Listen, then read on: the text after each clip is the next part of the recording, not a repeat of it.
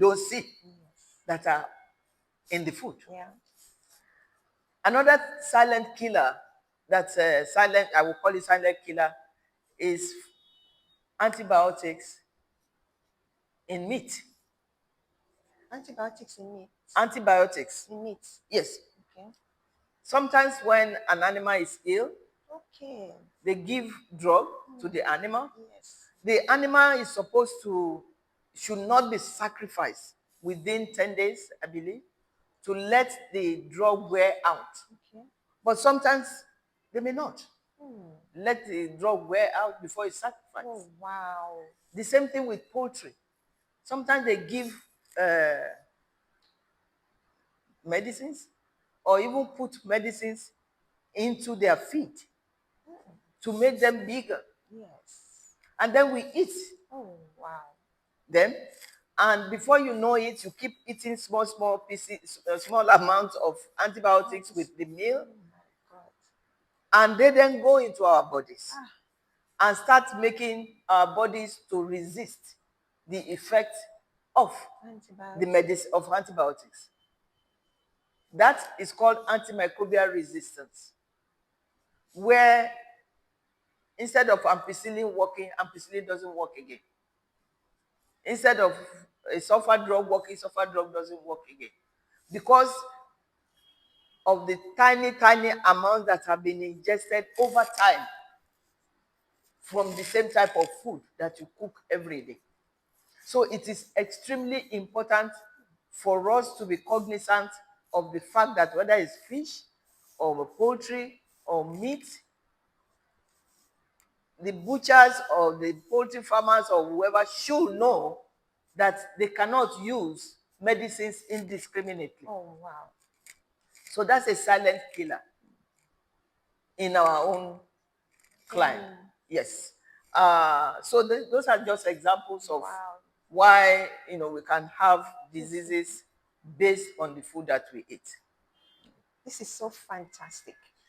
Viewers, please, if you're out there, you are a butcher, or you run any animal, you have a poultry, or you know someone who does, please tell them that the DG of NAFDAC said, when you give antibiotics to that animal, you don't butcher them. You have to allow some days, a minimum of 10 days, to allow the antibiotic wear off. But when you sell that meat like that, and people, the consumers, we have no way of telling. No. So, oh my God. And she said it is a silent killer. And I believe that your aim is not to kill the masses. And the DG of NAFDAC is saying now, please, butchers, I'm echoing what she said. Please, if you have a poultry farm and sometimes you have to give antibiotics to those animals and they're not feeling well, but please allow it to wear off so that, because like she said, as we consume gradually, is a silent killer. So you see, when we talk about illnesses, various kind of illnesses, it's not every time that it is village people. Nigerians are quick to say it's village people. From the things we're hearing from our DG now, some things are not village people, my people. If you handle food right, if you ensure food safety in your homes, and that's what this is all about. This is Food Safety and Food Security TV. So we're emphasizing, we want everybody to be healthy. If you handle food well, whether in your home, whether you're selling, we're all going to be well. Like the DG actually said, when you eat right, you don't really need drugs. Okay? Man, this is just a lot. We are so grateful. So you've already given, I'm not going to you've already given food safety tips to the viewers. Okay, so because it's Food Safety and Food Security TV, ma. Yes. What are your thoughts on food security in Nigeria? That's a big question. Yes. Food security for any country is life and death. If you don't have food security, a lot of people will die, especially children. What is food security? It's access to food that we need, access to food that is safe. Without safety, you can eat 1 ton of food and the person will still die. So we intertwine food safety with food security. Yes. But food security is a big issue that involves government, that involves leadership. Yes. For example, for President Tinubu, when they first started the government, you know, they inherited a lot of issues. People couldn't eat, and they started looking for ways to import food into the country. We gave them waiver. NAFDAC gave them waiver, Ministry of Finance waiver to import some foods Okay. into the country. Uh, that is part of ensuring food security. Wow. Great. Agriculture is extremely important.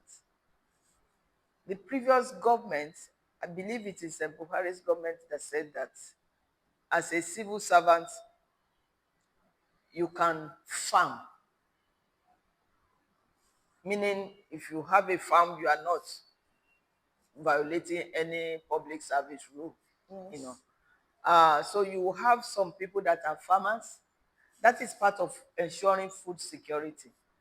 Uh, Children that are deficient of micronutrients. That is part of what we do Okay. to ensure that children that are malnourished have ready to use therapeutic foods, Okay. foods that are packed with nutrients. That is ensuring food security. Uh, Encouraging farmers, giving them loans to establish their farms. That's food security. Ensuring that banditry and terrorism on farmers are mitigated, because if farmers cannot go to their farm, how can they harvest? Yes. That's food security. But whether it's huge farm or backyard farm, food safety must be the backbone to ensure that the food that we have access to will make us well, will make us better. So food security and food safety are intertwined from our regulatory perspective. Wow, this is excellent. So beautiful. This is so you heard whether you have a big farm or you're just farming around your house, food safety is important. And that is why she said several times that food safety and food security are intertwined. You can't separate one from the other. And that's why we actually have food safety and food security TV. Ma, it's been a very, very great pleasure talking to you. You're really a professor. Your wealth of knowledge Thank and you. your experience as a woman, giving very practical examples, and you're the first woman to be on Food Safety and Food Thank Security you. TV. We are so glad that you are our first. Thank you. Thank you very Thank much. you very much. All right. Thank you. Okay, viewers, I hope that you have enjoyed this episode of Food Safety and Food Security TV. We see you next time. Bye bye.